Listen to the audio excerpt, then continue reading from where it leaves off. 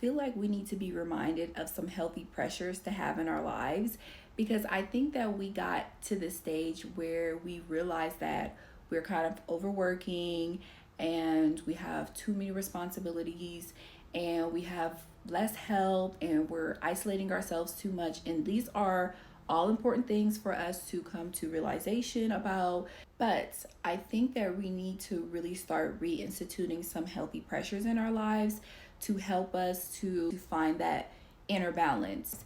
And some of those healthy pressures can look like setting deadlines. Deadlines are not bad things to have. Deadlines are healthy pressures to have in our lives so that we do not get caught up in procrastination. That is a healthy pressure to have. Another healthy pressure I think that we can have in our lives is preparation.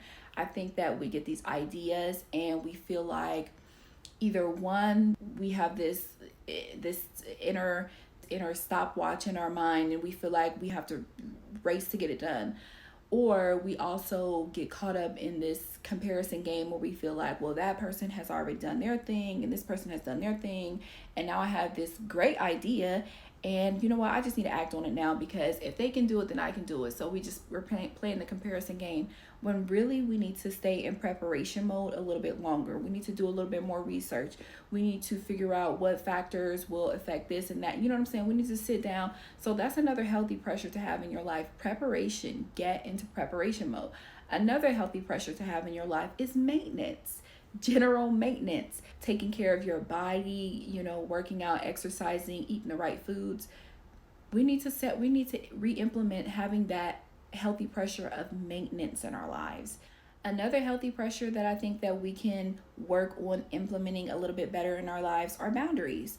I think that we have gotten to a point where we set boundaries in one place in our lives, but we just completely eliminate it from others. So maybe we have boundaries set up at work and with our coworkers, or I don't know, to say that, I'm not working any overtime at all. You guys don't call me, don't bother me. I'm not going to be a workaholic anymore. But then when we go home, we're overworking ourselves with our children or with our spouse. We need to remember to incorporate those boundaries in every place in our lives, even with ourselves. Let's say we need to set a boundary with ourselves to say, you know what, I'm not eating after 7 p.m. That's a boundary that I have set for myself that I need to respect for myself. That is a healthy pressure to have in your life. These things do not have to overwhelm you. If you take your time to sit down and really think these things through, I think we get caught up in a place where it's like, we want to work on all of these things and we can see how this can be good for our lives and the benefits of it, but then we only think about it, and so it's all in our mind, just surrounded by all of these other thoughts of things that we have to do, things we have to check off our list.